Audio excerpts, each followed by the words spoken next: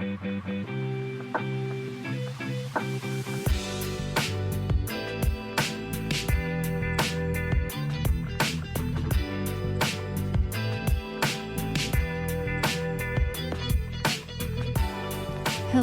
friends. Welcome to Lead to Gold. This is the podcast devoted to talking about all things growth and wellness. And I'm super excited for today's episode because we have yet another guest. Before I introduce them, I just want to kindly ask you, if you have listened to this podcast before and enjoyed it, it would mean the world to me if you could leave a quick little rating or review, or even share it with a friend or two if there's any episodes in particular that you think someone in your life might enjoy. It really helps to just kind of spread the word, even just a little bit, to get the show growing. And ultimately, that is what I hope to do here, start a community. And all of the people who have already been listening and are enjoying it, thank you so much for being here. It truly means the world. I love doing this. I hope to keep doing it for a long time. So without further ado, today's guest is my friend Nadia Last. And let me just tell you how excited and almost nervous I was to interview her, because Nadia, as she'll tell you at the end of this episode, already has a podcast going called The Current. And I mentioned this when she talks about it, but she is genuinely probably the most well-spoken person I know. And I love everything that she talks about, everything that she devotes her life to as far as her work. And we're going to get into all the details of that. So I don't want to give anything away without hearing it from her. But I, as excited as I was also a little bit intimidated, because I'm like, wow, like she feels like my older sister that's just super smart and super wise and well-spoken. And I just cannot tell you how happy I was for her to agree to come on to talk with me today. So Nadia, just in short, oh my gosh, she does so much. She is on her way to becoming a licensed therapist with specialties in human design. And if you are unfamiliar with human design, we're going to get into that in this episode. I'll let her do the talking there. She has also been exploring psychedelic modes of therapy and trauma work. And I actually just signed up to go to a retreat that she's assisting in Northern California next year for that. And I'm so excited. Hope I get to go. Hope it all works out. But, little update on that when the time comes. In any case, we're going to get into all of the things that Nadia has been exploring the past few years and what it took to get her where she is today. And also just how much of an influence she's had on my life and my spirituality and my ability to really call in what belongs in my life. And I'm just so grateful for her friendship. So we'll get into it. And thank you again for being here. I'm just so happy, so happy to be having this conversation today. So let's get it started. Love you.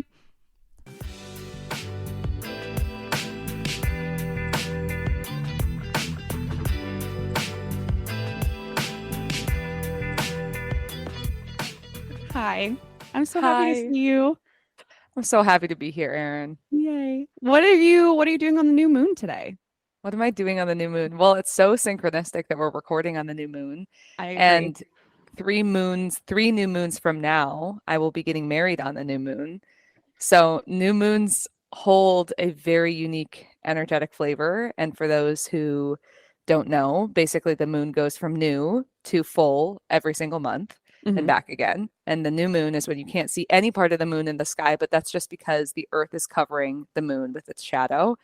And new moons, people think full moons are all about manifestation, but new moons are actually all about intention setting and manifestation. Yeah, I've really learned to love the waning moon and the new moon eras, because that's something that I've been trying to call in my own life so much recently. It's just kind of like the shedding process.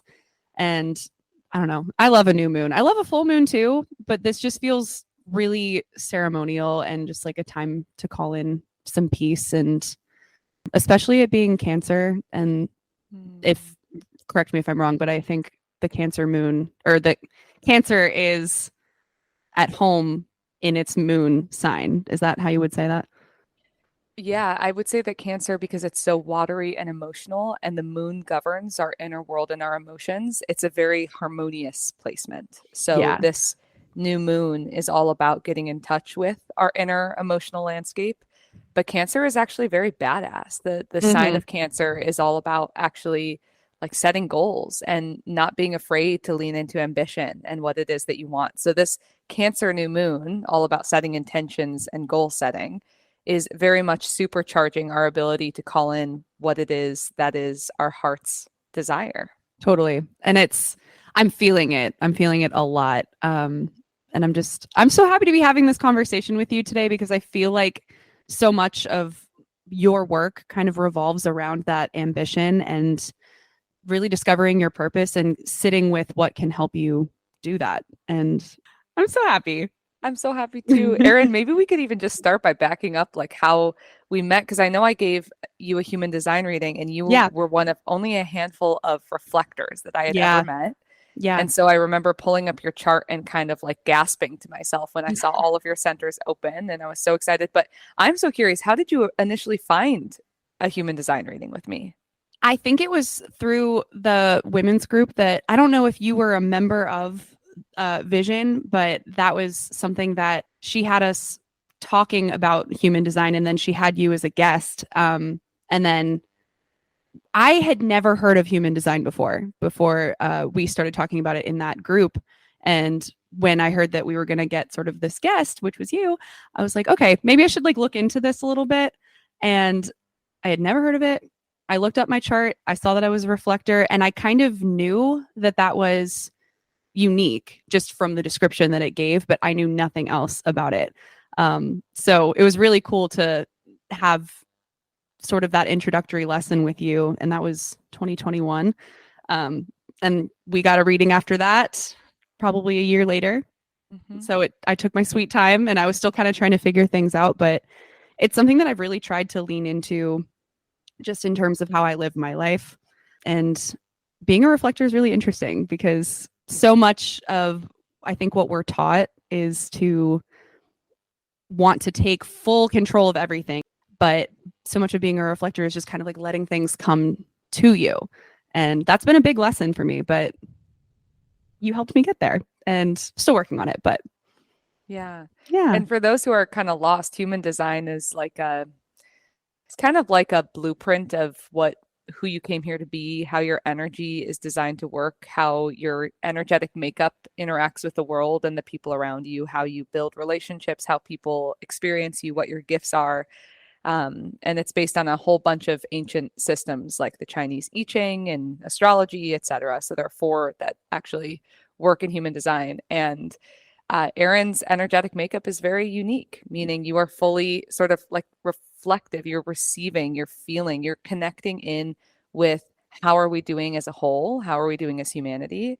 And because you're picking up on so much energy, that also means that you're uniquely attuned to the moon Mm-hmm. and the moon cycles. So this new moon must feel like a breath of fresh air because as the moon grows to be full, that's when we feel the most visceral intensity of energy. Yes. Yes. And I've been noticing that a lot. This is part of what I wanted to talk to you about today, but I think that's why I love the waning moon and the new moon so much because you get that shedding and you get that final, like, okay, what did I pick up on that I no longer need? And how do I like let that, sort of exit my system? And as you're talking about this is something that I also wanted to get into because I'm not quite sure, how this is fitting into your life these days. I met you sort of through that human design channel, being a teacher. You do readings for people, but I've also noticed just from knowing you the past couple of years that there seem to be a lot more things coming into your life as far as passions and things that you're studying. So, do you want to speak on that a little bit? Like, I what's would up? love to. What is up? So, I guess I'll just introduce myself. My name is Yeah. Nadia, and I worked for many years, like 8 years, in corporate marketing, doing the whole San Francisco tech scene. It was really intense. I feel like I don't even recognize myself sometimes Mm. when I get photos from that era of my life popping up on my phone. And a year before the pandemic, I started working for a company called Musings. I had my life kind of like grinding to a halt, meaning I had been climbing this corporate ladder for so many years, thinking that I wanted like my boss's job, sort of like seeing that in the horizon and running towards it. And then as I got closer, I started to realize, oh no, no, no, no, no. This feels so much ickier in my system than I ever thought that it would. And what do I do? And this feeling of panic that the things that I had been working toward and valuing for so much of my adult life were actually really depleting and emptying. And so it was at that point where I felt my sort of life force energy stop me in my tracks.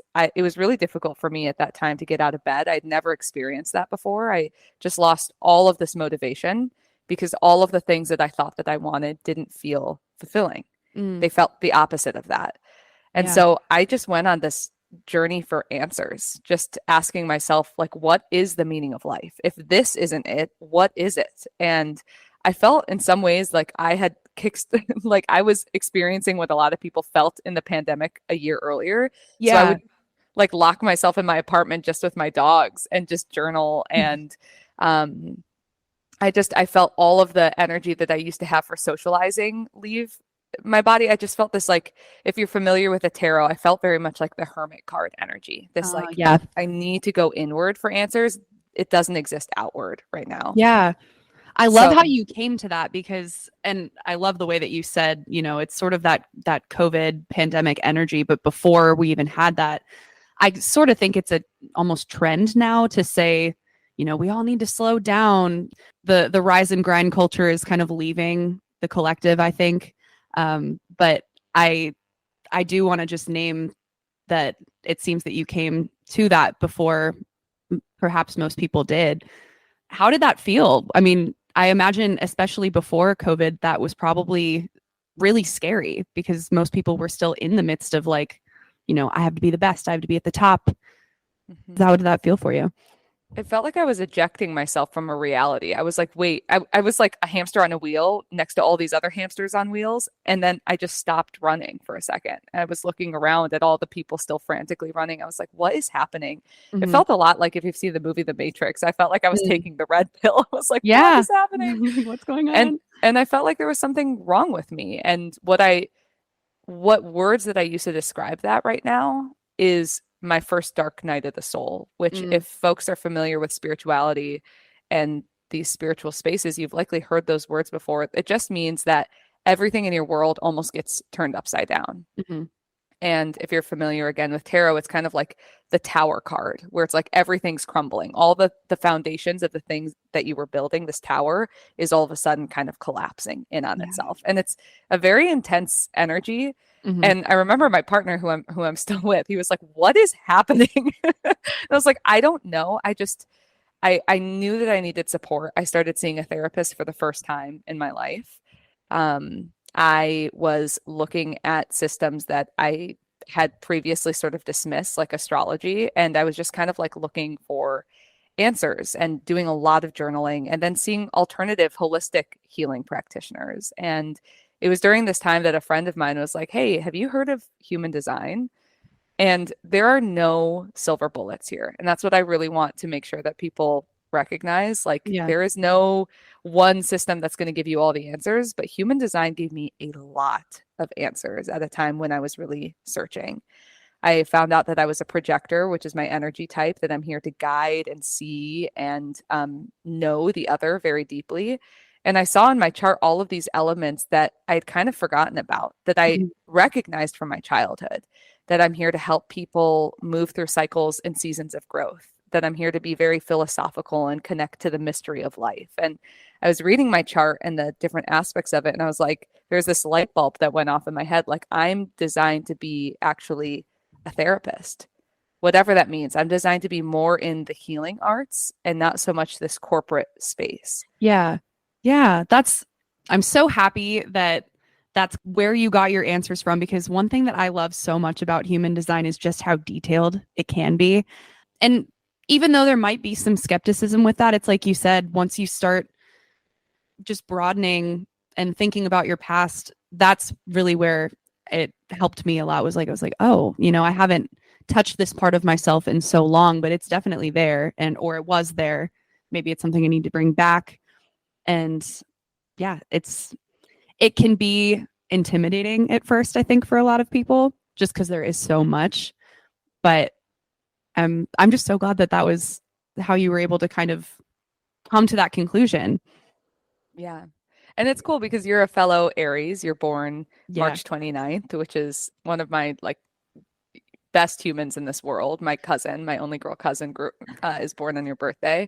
And what's so wild is that I've done over 600, I don't know, maybe close to 700 readings now. Like I've done a lot of human design readings. So I Hmm. got into becoming a reader. I started voraciously studying it and I started doing readings first to family and friends, and then people, it just grew through word of mouth. And all of a sudden, I was doing a lot more readings in a week than I was like work for my corporate job. So Right.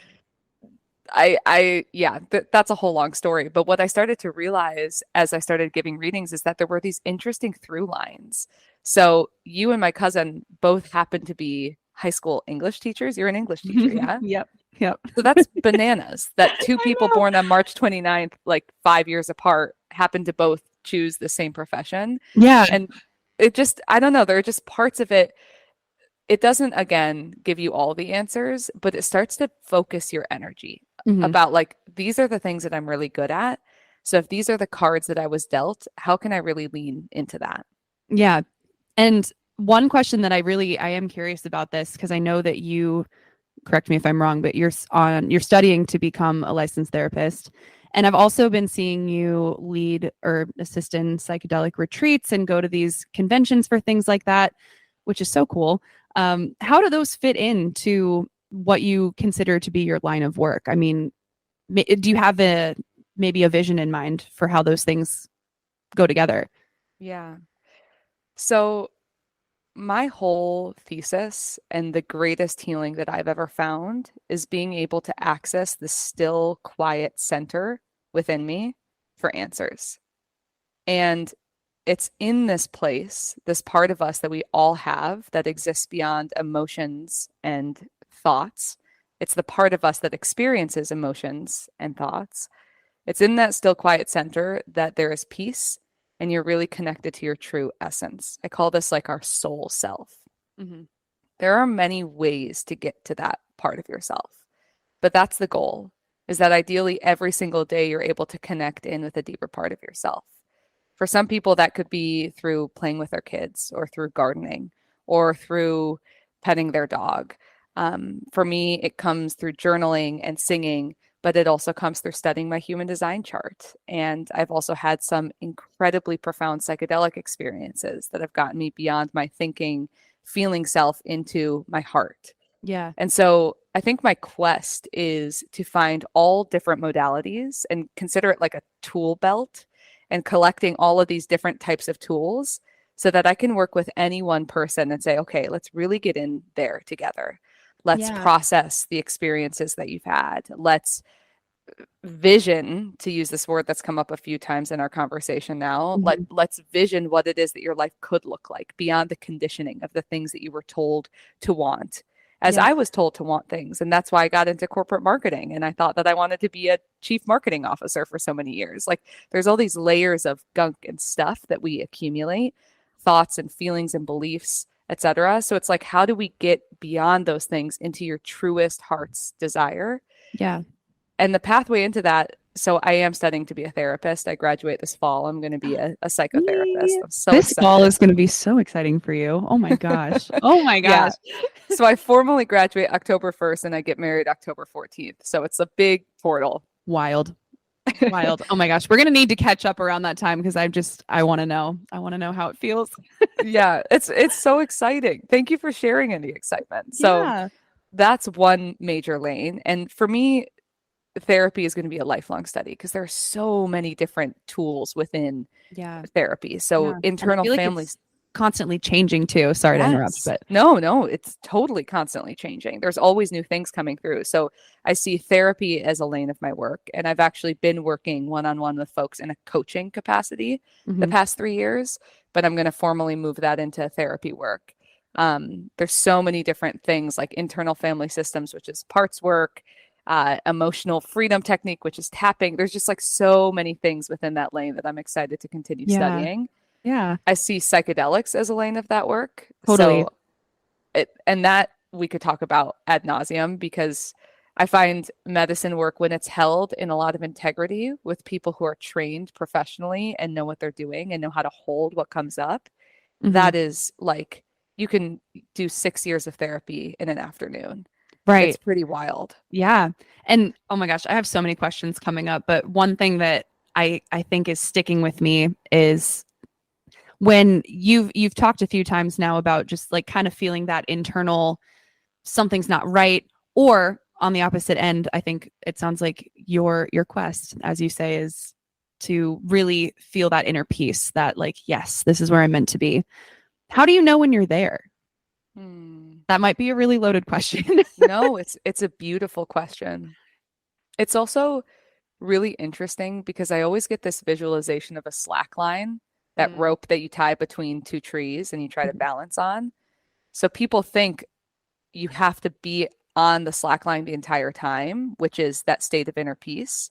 Right. Actually, what it's about is building your capacity for balance and Yeah. finding your balance when, a gust of wind comes or you just feel kind of shaky. Hmm. And when you fall off, inevitably the slack line, having the tools to bring yourself back on. Yeah. Yeah. So to answer your question, when you feel that inner peace,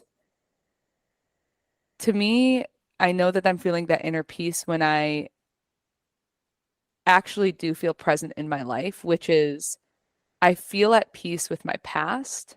Mm. I'm not preoccupied with things that I've done in the past or things that have happened to me in the past. And also, I feel some level, some healthy connection to the future and optimism, excitement for it. Not that I need to know everything that's going to happen, but I feel like there's this trajectory that I'm on. I feel at peace that I'm in the flow and the current and the synchronicity of my life. I think that's such a good way to put it. What comes to mind for me is the feeling that nothing needs to change, or at least in this moment, nothing needs to change. I don't need to do anything. I can just be here and be content with it. Mm-hmm. Would you agree with that? That sounds 100%. similar. That's Yeah. great. That's such a good explanation. And so much of the intuition conversation comes into this, I think, and I still struggle very much with listening to that part of myself. Um, have you found in your work ways to kind of strengthen that intuition muscle? Yeah. So you're Any bringing up a tips? whole nother lane of my work, which is still in its infancy, but I um I have also been sort of opened up to the capacity that we all are all very intuitive beings. Mm-hmm. It's the thing that happens when you walk into a room and nobody's speaking, but you can just feel the tension that Yeah. something just happened. Yeah. It's also what happens when you're thinking about someone and then a few minutes later they end up calling you. Right. It's These the really mystical experiences. I find them exactly extremely mystical. This is, yeah, a big part of my life that I'm trying to explore too. right, because it's unexplainable. It's like the experience of deja vu, which we most of us have had, of Mm-hmm. dreaming of something and then experiencing it and being like, "Whoa, I've been here before." Yeah. Or I've seen this, or I felt this, or I thought this was going to happen.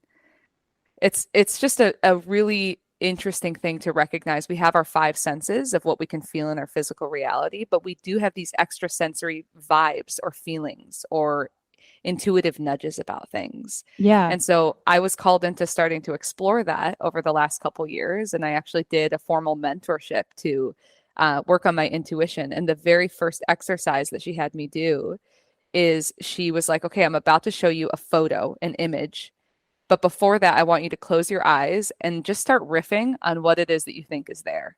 Ooh. So I was like so nervous. I was like, what is this like? I have no idea what I'm doing. And I closed my eyes and I was like, okay, I can visualize three objects. I have no idea where this is coming from, but I see three. On the left, I see a yellow object with some patterning. In the middle, I see a word. And on the right, I see a set of keys. And then she's like, all right, open your eyes. And then she showed me the photo. There were three stones. The first one was yellow with a pattern on it. The second one had love written on it. And the third, she was like, I actually carry this stone around in my pocket with me like a set of keys. So I think that's what you were picking up on. Wow. And this is the Wow. first moment where I was like, I don't understand what's happening. Yeah.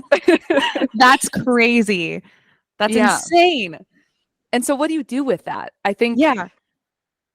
I'm this is going to be a lifelong muscle. I think our intuition comes, each of us have a very different body and energetic design. So I think intuition comes in different forms. Some Hmm. people kind of like hear things out of their ear. Some people kind of like see things. Some people feel things very viscerally in their body. I actually know somebody who will smell things. Mm. So it's a friend's mom who will actually smell cigarette smoke when there's nothing around. And it actually, she's connected to her uncle in that moment who used to smoke cigarettes. Yeah. So it's like just being open to how it is that you feel your intuitive faculties. And then every day, just opening yourself up to the possibilities. So I do it through a journal prompt that is every morning asking myself, what does my spirit want me to know today? Mm. And just like free flow writing. Hmm. For somebody who is not used to doing that kind of work, this is really, I think, at the core of what I wanted to talk to you about today, because you, to me, seem so confident in being able to sort of explore these realms that we can't see, right? And I I would call myself spiritual now, but for years I totally just like claimed atheism, like there's nothing out there, nothing matters, we're just floating around. So it's challenging for me to really take hold of these things and believe in the power of them. So I'm curious, I mean, even just with that journal prompt, do you have ways to kind of really hone in on it, and even if you doubt it, just to practice it? Does that make sense? It totally does. And let me phrase this again and Yeah. see if I've got it. Basically, like how do you dispel that disbelief that feels very hardened? And I just want to say a lot of folks who are listening to this and just on our planet carry religious baggage. Mhm. What that means is that a lot of the religious systems on our planet are very dogmatic, Yeah. are very broken, are very oppressive, and say, this is the answer. Deny your own inner truth and follow blindly what we are telling you to do. Yeah. And it's often steeped in power dynamics and a lot of icky stuff. And I grew up in the church as well. And for 10 years, I was like, I don't believe in any of this crap Yeah. because I'm going to a church where there are no women in power. And this just like none of this feels very good. It feels very judgy. Yeah. And so the brand of spirituality that I'm now coming back into is we each have our own inner truth that we can connect to. And that's the gift. And Mhm. I actually think the disbelief that you're talking about, like nothing matters, we're just a rock floating through space. I think it's actually quite protective for folks who have been told what to believe and what to think for so long, that it's like a breath Yeah. of fresh air. Like maybe nothing matters. But where I've come to is even that belief is a leap of faith because Yeah. that's, we're fabricating that belief as well. The truth is, none of us really know. Yeah. None of us. And so, with that in mind, knowing that anything that I might think or believe is sort of making it up, so to speak, how can I get out of my head and into my heart? Mm. It's nothing for you to believe in, it's for you to experience as true. So, I think of it as kind of like playing with the magic, playing with the synchronicity, saying, okay, universe, like show me a sign today about XYZ, and Yeah. just being very playful about it, not being so serious, not needing to be proven right or whatever it is. Yeah. It's like being in a state of wonder and openness. I think that's such a great way to put it. And part of really why I wanted to speak with you is because so many of the ideas that I have, I feel like you can put words to them. And I mean, what comes up for me as you say that is there's a playful aspect to really being able to break out of the mold of the dogmatism of religion, however you might have grown up in that. And I feel very lucky to say, even though I did grow up in a Christian church, it didn't feel very boxed in. I am grateful for that. But at the same time, like you said, it's like you kind of know that maybe this isn't quite it. Like being told that this is truth doesn't always sit well. So I love how you put words to, you have some sort of inner truth, and that's going to look different for different people, which I think also kind of calls for different ways of exploring it. Mhm. Would you agree? 100%. Which actually, if we want to like step away for a moment from the mysticism and spirituality, I actually really believe, and this is in a lot of different therapeutic tenets and modalities, that every person has an innate healing Mm. intelligence, Okay. that we all know what it is intuitively that we might need next for our own expansion, growth, and healing. And what this call is called in therapy is being client centered, meaning Ooh, yeah. the client is the authority, not the therapist. And Okay. a really attuned and humanistic therapist will come into every session and just really follow the client's lead because there's some sort of intelligent force, life force, that is guiding that person's growth. I I love that. And is there a sort of practice that you use as the person's therapist, just maybe guiding questions, or how do you seek to find what that person needs, or do they end up telling you? Yeah, it is really good questions and also creating the safe space to explore it. But I think that the overarching thesis that I want people to leave with from a spiritual and a therapeutic perspective is what if there is something within me, an inner wisdom that has answers? And what if I just created enough space to get curious with it? Mm-hmm. So in Mm-hmm. my sessions with folks, it's really just like asking the question. And I'll often start each session with just like an intuitively guided meditation that's always very unique to where the person is, like 2 to 3 minutes, Yeah. guiding the person through their body with their breath. And by the end of it, just tapping into it, I'm like, okay, connect with a wiser part of you. What does that higher self part of you say that you want to start with in session today? And what is wild that happens over, every couple weeks, and not everybody that I work with is spiritual. There are lots of atheists and hopefully Yeah. agnostic folks. Yeah. But what they come away with is like, wow, every single time we tap into that place, there is a place to start. There is something that bubbles up to the surface. Mm-hmm. That's excellent. I was reading, you've probably read it before, The Body Keeps the Score. I was reading that and I can't remember what he called it, but there was a chapter that sounds very specific to that. And as I read through it, I got chills because I couldn't believe how powerful some of those stories were. And it's something that we're just not taught to do, which I think is another really wonderful thing about therapy, especially now, is that we're finally getting these languages to relate to ourselves and like really bring that forward. So in that section, he talked about, like you said, the what would the wiser part of you say about this, or like what would the child version of you say about this or do this? How would they react?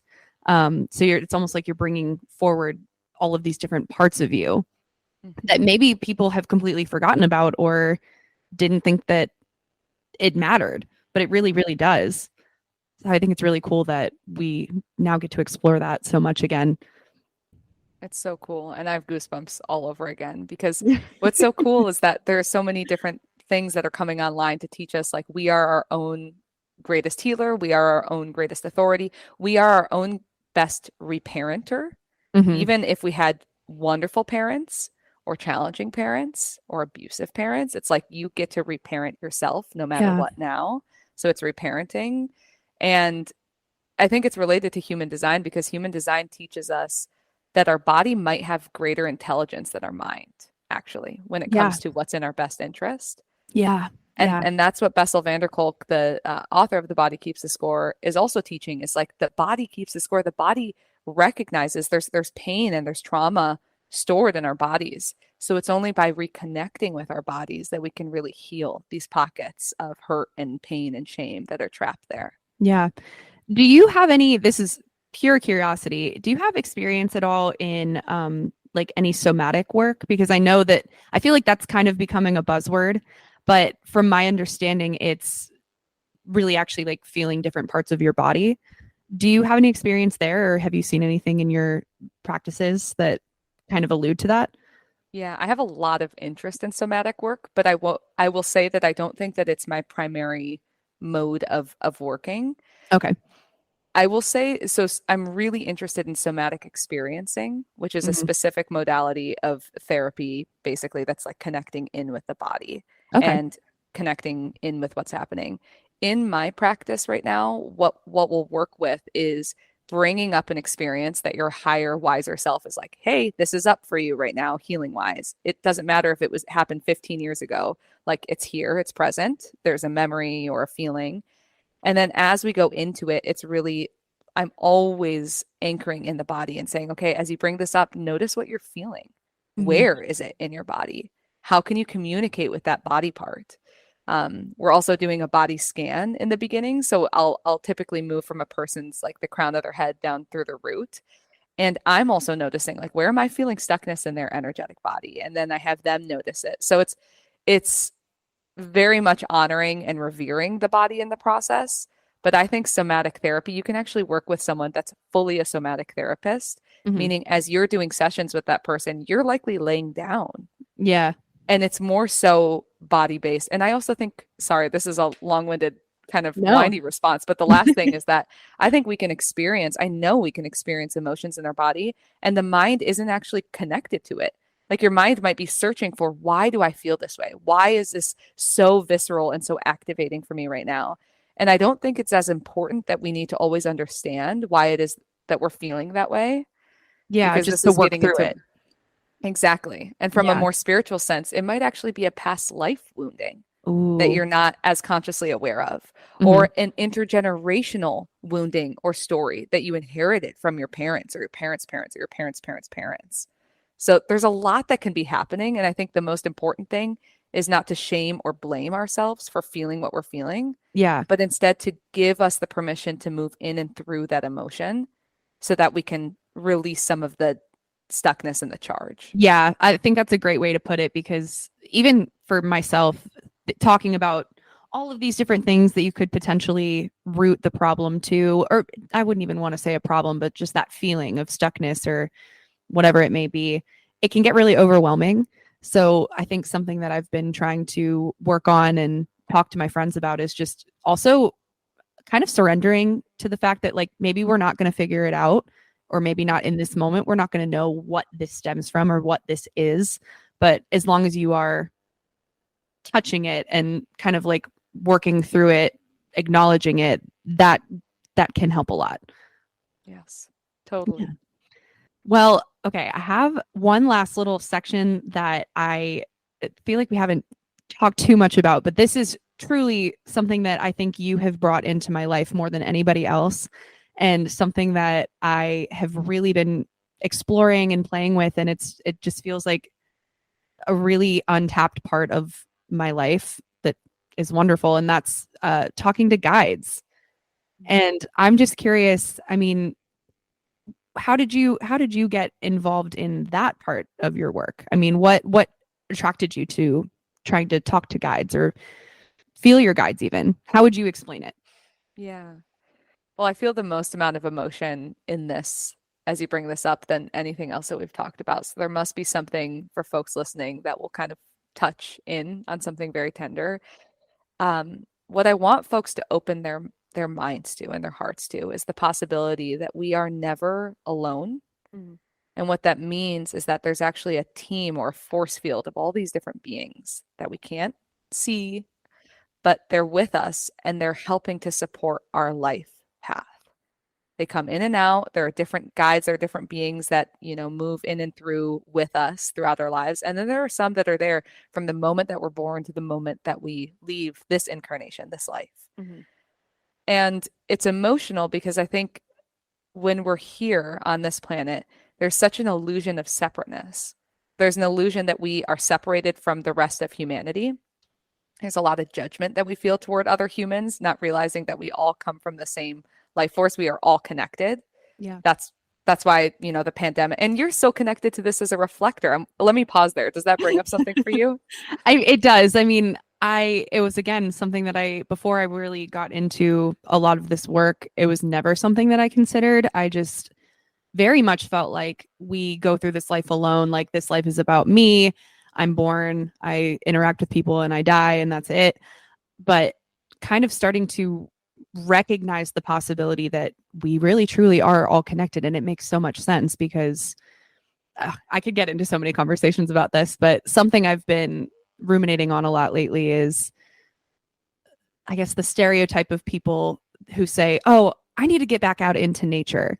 Like, we are nature, like Mhm. we are, there is no separation there. I think, if anything, it's the lifestyle that we currently live is that separation, but we are nature.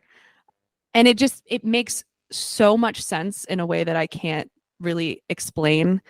Just that, yeah, of course we're all connected once you really start to look at it. And I don't know, the process of trying to discover guides and people and entities that I can't see has been such a like crazy process. And especially in the past couple months, we haven't talked about this, but I had a friend take his life in April, and I just had a visitation dream about him like 2 days 3 days ago. um and it was the day after I asked if he would visit, and he did. And I was like, there's got to be something here. Like, it's just crazy. It's so crazy. This must have been the emotion that I was tapping into because I have tears in my eyes that you're opening yourself up to the possibility that when somebody takes their own life, energy is neither created nor destroyed, that there's somewhere that soul, that being goes. Yeah. And so asking for it, we don't realize how much power we have. And what I mean is that we like through our intentions, through our words and through our thoughts, we can create our realities. So you simply asking, hey, to this person's soul, this friend, and I'm so sorry that this happened. I like feel the tenderness in this. Yeah. This so recently Yeah. Thank you. that you created the opening, the space for this person to come through, Mm-hmm. and then you had a dream that you remembered. Like it was that visceral. It was extremely visceral. I mean, not to get into the super details of it, but it was a really like chaotic surrounding. It was almost like I was at a music festival or something, but just everybody and everything there just felt really unsafe and sketchy. And there was like a storm brewing. But then there was one moment where I like saw him. It was almost like we were just crossing paths, and he hugged me, and it was like he was shaking, but not in a way that he was scared. It was like emotional. And then we said hi and bye, and then that was it. And it just, even that, although the rest of the dream was really like unsettling and just kind of icky feeling, I woke up just feeling at peace. And I was like, wow, like I literally asked for this, and here he is. Wow. And I guess another thing that I will add on to that is, since his funeral, I kind of, he was such a nature lover and was just like always out there, always in nature, and really, really attached to that as his work. So something that had been for several months coming up for me is my sort of, I need to get back out into nature, but really I need to reestablish my relationship to it. I feel disconnected. So after his funeral, I sat with intention and um, asked if he could guide me in that process, because it just felt like so personal to him and personal to me at the same time. And this is, I feel like I'm getting in the weeds, but this was definitely a big experience with trying to communicate with a guide or with people who have passed. And I guess really my question for you with anything relating to that is like, is there a right way to do it? You know, like me talking to him after he passed, like, is that the same thing as talking to your guides? How does it all work? Yeah. Oh, there's so many ways I want to answer this, but I the know that was short a lot. answer is yeah, the short answer is if it feels this entire process, there's no right or wrong way. We're so obsessed with like, am I doing it right? Am I Mm-hmm. following the steps? It really is like about connecting in with your body and feeling what feels right for me. Yeah. No one has the vehicle, the body that you have. And so the receptivity and the ways in which you engage with nature, etc., is going to be so different. The electromagnetic charges that your body has. And so if it felt right in that moment, right meaning like I feel home, this feels true, this feels I'm feeling something here. My Mm-hmm. heart is connected to this person, and asking for them to be in communion and connection with you, that is quote unquote right because that was your intuitive way into it. Yeah. um, but there are, I think, to answer your question, guides can be souls that we've been with in this lifetime that have since passed. Mm-hmm. They can be ancestors that are really connected to the intergenerational work that your soul is doing in your familial lines. It can be angels, ascended masters. There's lots of like words or jargon that's used to describe these beings, but basically souls that are no longer incarnating because they're a bit more advanced in their spiritual growth and evolution, that they're Right. no longer in earth school. Okay. But from their vantage point, they're actually like sending you love and reminders to connect in with your heart when this human journey, when we're fumbling around blindly on this planet, can feel really difficult and challenging. Yeah. That actually the way you ended that sort of brings me to the last question that I really wanted to ask you, which is you said this on your podcast about a month ago or so, but something along the lines of we are divine beings. And again, like we're kind of getting into that conversation of I don't want to say religion, but just, for people who may not ascribe to that language. Um, what does that mean? And also how can we believe that in ourselves or embody that when we as humans are so imperfect, when we feel like we're just here fumbling around messing up. Does that make sense? Like It does. what does it mean to be a divine being? Yes, it does. I think the question, if I can repeat it back to you, feels like how can we be divine beings when our humanity is so messed up? Yeah, yeah, When there's so much ickiness here? Like right. back to that music festival feeling that you had in your dream. Hmm.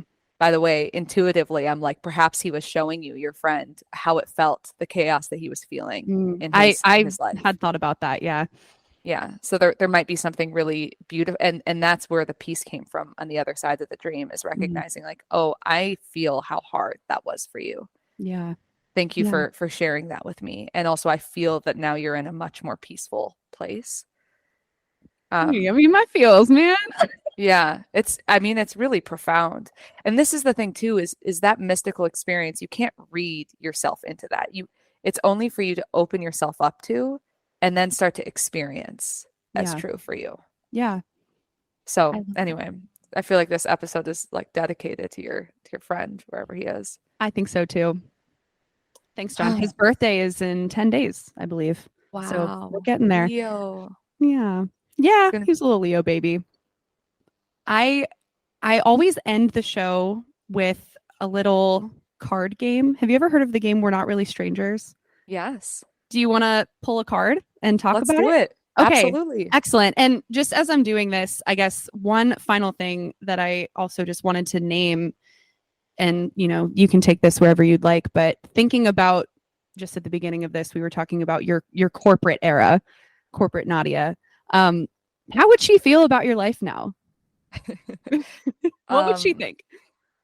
I think she would be really shocked. Maybe there'd be a part of me that roll my eyes at the time because I feel like I'm getting back into the way that I was raised from a values perspective. I also am realizing that I didn't fully answer your question before of like how can we believe we're divine beings? And Mm. I saw this visual of like, is an acorn still an oak tree? Ooh, yeah, I've heard that question before.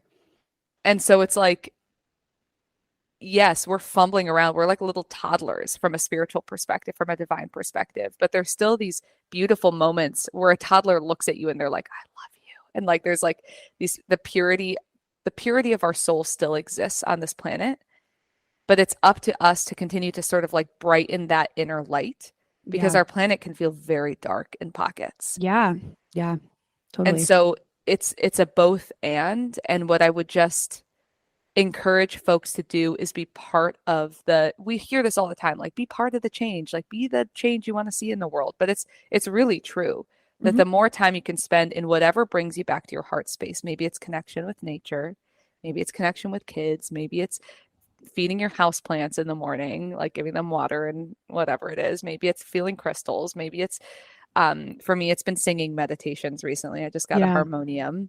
Oh, nice, um nice. but like whatever makes you feel that like, whoa, there is something beyond all the gunk and stuff of this human experience, like there is this peaceful inner center within me, that's what you're trying to connect with and then grow, so that Mm, as you engage with the people around you, it's like the end of the yoga class where the teacher is often yeah, saying, thank you for showing up to your practice, now go spread this out into your community and your life, like let the good seeds of your practice be sown. yeah, um we all have a capacity to get into that place, and that's our divine being. That's beautiful. That is so beautifully worded. Thank you. Yeah. Thank you. Oh, what a good But way back to to end. corporate Nadia. Corporate Nadia would be like, ugh, Nadia, like you're Yeah. like, She heard that and she goes, okay. yeah, exactly. I was the biggest skeptic. Do you know what I mean? And I think I that was was an too. important part of my path, because then otherwise I'd just be full send into this path that I'm on now Mhm. without realizing like how many reservations I had and how Yeah. much healthy skepticism I held about being quote unquote spiritual. Okay. I think, okay, this is actually insane. I think of this is a synchronicity because it lines up so perfectly with the question that I just pulled, but we'll take it quick. What do you understand now about the healing process that you didn't before? This is really big for me right now. So whoever needs to hear this, this is the message that I keep hearing. Whatever guilt or shame that you have about not processing a difficult experience that you've had in your past, you need to move yourself through self forgiveness. That if you knew better or had better tools at the time, you would have done better. That Mm, healing is not linear, it's not chronological. That you can come into unexpected healing and spontaneous healing for experiences that have happened in your past that either happened to you or that you did longer after the fact. And this personal example, I'm actually going back to therapy for the first time in a few years, because I usually see like more spiritual intuitive healers right now, but mhm. I'm going back to like a psychologist. And it's because I got into a car accident when I was 17 that I never really processed or like Oh, dealt with. yeah. And I've just been having dreams. Speaking of dreams, I've been having dreams about this car accident. I've been jumpier in the car, and I've just realized, like, as I'm journaling, like, it's time to heal this now. Yeah. And This in a is way something we that's haven't touched. exactly held and Mhm. contained. Yeah. That's I I feel like I never hear about like true life examples of things like that where, you've on the surface lived through it, you've kind of gotten past it, but then it still kind of comes back. So that's great. I mean, I'm really proud of you for going back for something that happened, a while ago. But I think that also just speaks to your ability to know yourself and feel into your body like, oh, this is the thing that's still coming up for me. And clearly I have some work to do. Mhm. That's And beautiful. I think the other thing is, I could talk about this for forever, Erin, but really quickly, it's like I hear people asking, like, why go back to that place? Like, it's over. Like, you're over it. Mm, And I'm like, well, the body keeps the score. I'm still hmm. jumpy in the car. I'm still hyper vigilant when somebody, merges into my lane. And two, it's kind of like, yeah, you have to go back and get surgery, and it's like costly, therapy's expensive. Hmm. It takes time. It's going to feel more painful until it gets better. But then after that surgery, it's like you have better mobility. Like Yeah. I'm like, I have dial-up internet right now, and I'm ready for higher speed internet, you Yeah, know? totally. It makes me think of sort of that conversation around karmic cycles where it's like, there is still, if there's that thing that keeps coming up, whether it's emotional or physical, um, you really kind of can't get past it until you meet it and discuss it and work through it. And then you can go on to the next part. Mm. I've had so many goosebumps throughout this conversation, Erin. This has been so good. Thank you. Thank you. I'm so happy that we could chat and that I could be kind of the person grilling you a little bit. I could talk to you for like 3 more hours, Oh my honestly. gosh, me too. Me too. I'm sad we live so far away from each other. I'd love to like see you in person someday. If I'm I ever know. out there, I'll let you know. Yeah, manifesting it. We have the power of manifestation. So we're We do. setting the intention for in-person community. I Yes. love it. Yes. Someday. All right. Well, thank you so, so much. This was, I mean, truly so beautiful. And before I go, where can we find you? Viewers, listeners who have enjoyed this. Yeah, I'd love to connect with you if you feel like heart connected to anything that I've been talking about today. I work with folks in ongoing one-on-one capacity, and I also do human design readings if you're curious about that. You can find me at nadialast.com. My last name is Last. It's real. And I hang out on Instagram at Nadia Last _ because Nadia Last was taken. And I Yeah. have a podcast called The Current. And it's so good. I want everybody to go listen to it. It's so good. Nadia's so well spoken. So well spoken. Oh my goodness. It's like my favorite thing. Oh, thank you. Yeah. I'm getting into a new season of creation around that, which feels Yay! exciting. I can't wait. Oh, I hope you have a lovely rest of your day. And thanks again. This I was love you, great. Erin. Thank you for I love opening you your too. heart to me. I love you. Bye.